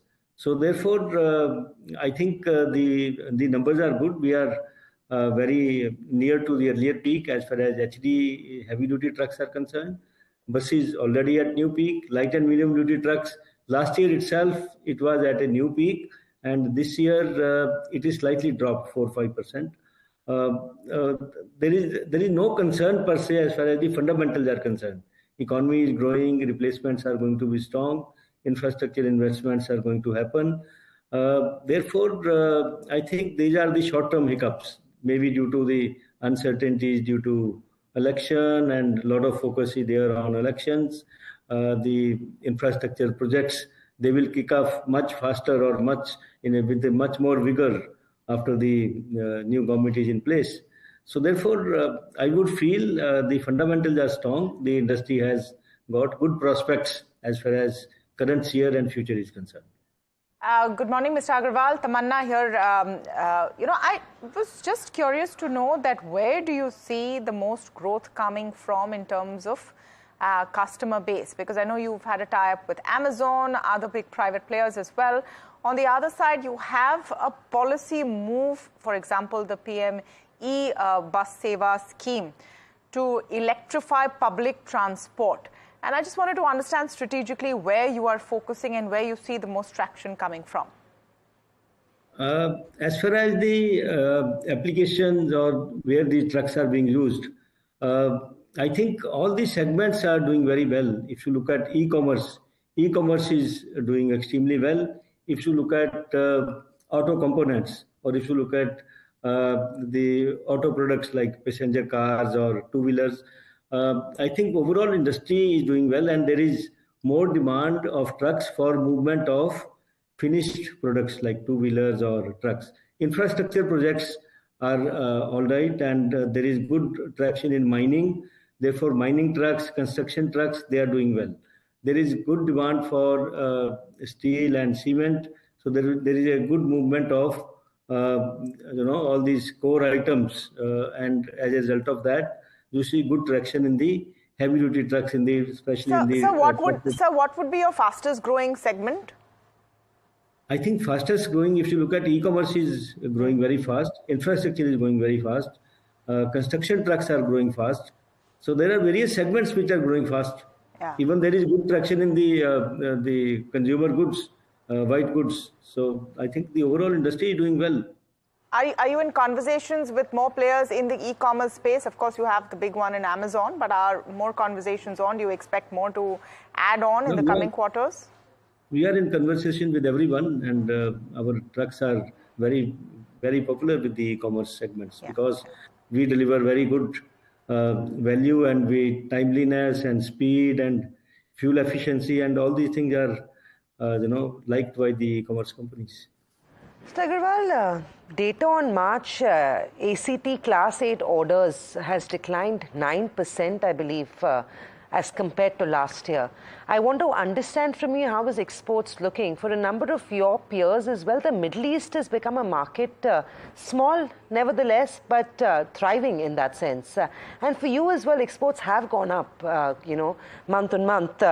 Is the contribution expected to remain strong from exports? And also, what are the blended margins for the export business? As far as exports are concerned, exports have been under tremendous stress for last couple of years, specifically in the South Asian markets, because those markets are down by more than 80%, both Bangladesh and Nepal. Therefore, our exports to South Asian countries, the entire industry exports, have come down by 80% as compared to the earlier peak. As you rightly said, Middle East is growing, but Middle East market is very small. Total exports to Middle East of Indian trucks and buses is roughly around 10,000-11,000 units a year, which was earlier in 18-19, it was only around 4,000 or 5,000. So that has doubled. And then if you look at the Africa segment, that segment is also, territory is also down, even though not as much as South Asia. That market is also down around 25-30%. And then there is better possibilities or potential in Latin American markets and Southeast Asian markets. However, exports to these regions is still very small. Therefore, that is good potential for future. Currently, numbers are small. Overall potential for exports is good. As you can see, the growth has started happening in last 1 or 2 months. Even we have also grown as compared to last year March. Right. So therefore, we will see better numbers going forward. Okay. I just want to get a sense, Mr. Agarwal, of how you are looking at this new policy which has come in place of FAME. Does it incentivize categories of products that you produce? Does it help you in any way? And I also know that you're unveiling your electric first small commercial vehicle platform up ahead. So can you give us a sense of that trajectory as well? I think as far as new policy is concerned, that is only, as of now, it is only interim. It looks like that it is only for next 4 months. And the amount allocated is very small. And there has been small allocation for two-wheelers and some for buses as well. However, the numbers are small. So maybe we'll see some better allocations after the new government is formed. What are you hoping for? And you're right, this is an interim policy because you have an election coming. So what are you hoping for which will really incentivize buses? I think if you look at the current status of the electric technology, the numbers are still very small. You can take any segment. Two-wheelers also, the numbers are still 4 or 5% of the total industry. Passenger cars, it is 1 to 2%. Buses, it is still even less than 1%. It is, in fact, very, very marginal. As of now, total around 6,500 buses are there in the market, electric buses. So therefore, if you have to see good numbers in electric vehicles, the initial acquisition cost is the dampener. So therefore, incentive from government to encourage electric technology will be welcome, and it will help the industry. Therefore, I think we are expecting that these incentive schemes will continue in the short term. Thank you so much, Mr. Agarwal, for speaking with us. Vinod Agarwal there of VECV on his outlook for numbers and speaking about how he's quite positive. I think an important takeaway that you would need a more robust incentive structure for EVs to truly bloom. Time for a very short break, but on the other side, we're speaking with Rail Vikas Nigam's Pradeep Gaur, talking about the company's recent order wins. Stay tuned.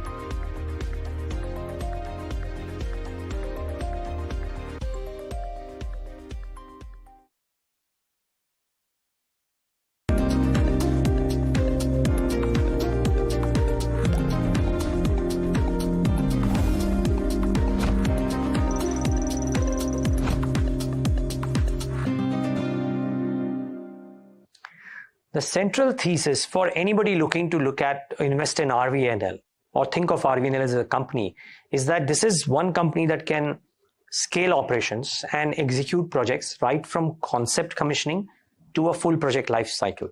Now, this has always been the case for the company. The last 24 months, everything related to this space have come to the notice of investors, but it also coincides with the time when RVNL, after growing exceptionally well until 2022, has seen the growth rates plateau out a little bit.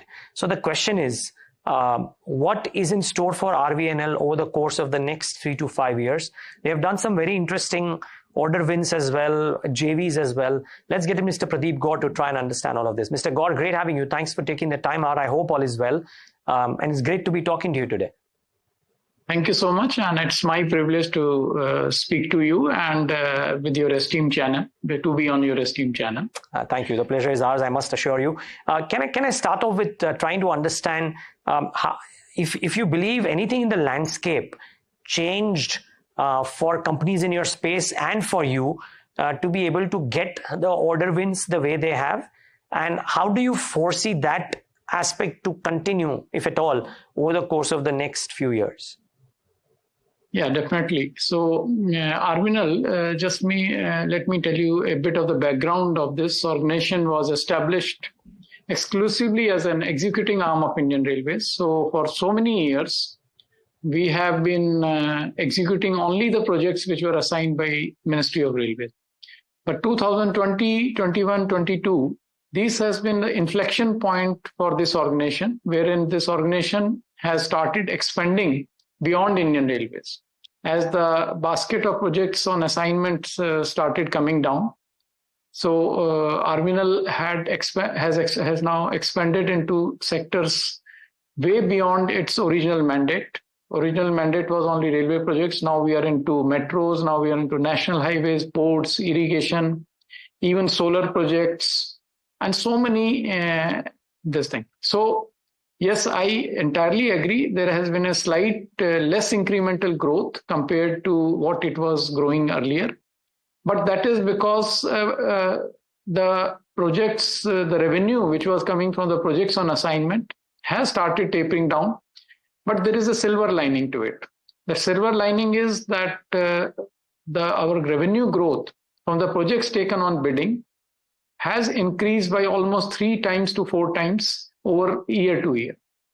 So in next few years, this growth is going to go back to that CAGR of around 25 to 30%.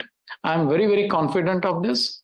And the way we are expanding our basket beyond railways, and the way we have been not only expanding the market, but also successfully executing the projects, I have absolute confidence in this organization, what I'm heading. It's a highly vibrant, resilient, versatile organization. And the way it has navigated this, it's absolutely marvelous. And I can say we have surprised ourselves the way we have transformed from working in a very protective, comfortable environment to be subjected to the market forces, and also coming out very well in that, and also delivering it. So it's like, if I may say as a metaphor, that the challenges has been something like a furnace for us. So instead of getting melted, we are getting forced into a very solid organization, which is able to weather any possible storm and still come out unscathed and in a better shape. Got it. Sorry, so just to get the numericals out of the way, you're saying that the growth numbers could return in a few years. I mean, do you expect that to happen starting, say, FY26, 27? Any idea there? Yeah, I think the growth is already happening. So only thing is our proportion of revenue from the railway projects is going to see even this year. I mean, the financial year closed by, I will speak in terms of approximation, we have grown by around 8%. So this will reach to 20 to 25%, 25 to 30%. I think it will not take more than 2 years to reach that growth. That is my very realistic assessment of the things. Got it. Now, and fair call. I heard you mention about how you are transforming from moving beyond railways into other things as well. Now, give us a sense of what is the 1 or 2 landmark moves that you've done, Mr. Gaur, and how would that lead to sustainable growth? Part 1 of my question is that. Part 2 of my question is whether these newer initiatives beyond railways, and I call it newer relatively, of course, but whether these non-railway initiatives, let me put it that way, do they give you the same or better bang for the buck in terms of returns, in terms of IRRs, in terms of margins? Yes. So first and foremost, about the sectors, what we have gone beyond railways. So metro has been one sector where we have, the way metro is expanding in the country, we have also started looking at it, and almost around 45% of our new orders are from metros. Then we are into national highways, and we are into ports, we are into even irrigation, we are into, and last but not the least, we are into manufacturing. See, we have tied up with our joint venture partner to make 120 Vande Bharat sets. So the way this whole thing has evolved, it is really credit-worthy that in just 2 years, we could not have imagined that we'll be doing a very strategic port in Maldives. We'll be doing solar projects in Central Asia and Middle East, and now some transmission line in Africa. I mean, this has been really some sort of a very interesting story, the way we have evolved and we have taken the challenges. And the only thing behind, the motivating us was this organization, the way it has evolved, the way it has been performing. And after getting listed, we have to take care of our shareholders. We have to take care of our stakeholders, and we will continue to grow like this. Now, coming to the second part of this thing. Now, the margins, when we were doing railway projects, the margins were fixed. Now, the margins in these projects, what we have started taking, entirely depends on us, how we perform and this thing. And there, the strength of RVNL as an organization comes to fore. So I can tell these 2-3 projects where we have progressed well, the margins are much better than what we were getting from the railways. And we have taken a lot of initiatives. See, actually, the way things have changed, this has really made us to look, to start evolving in a different way. Now, innovation and technology has become a byword in this organization. We have started right-sizing the organization, and we have started taking individuals from the specialized sector as a part of the organization. This organization was consisting of only people from railways, and now we have people from different sectors depending on the projects what we are taking. And of course, we have now implemented our monitoring, the whole organization, financing, HR, and everything with help of artificial intelligence. And I'm happy to share that from starting of March onwards, this is all on our dashboard. We are able to capture all the data much faster and in a much better manner. So I'm sure all this will contribute. In addition to the inherent strength, the resiliency of this organization, the technical prowess of this organization, we are into a very, very exciting times for this organization. This I'm not saying just for the sake of it. This is, I'm saying with conviction and based, because I am one of the longest serving person in this organization. I'm almost starting from the inception. I have seen how this organization has evolved, how it has faced challenges, how it has navigated through them very deftly. And it has been able to always come out in a much better shape than what it was before.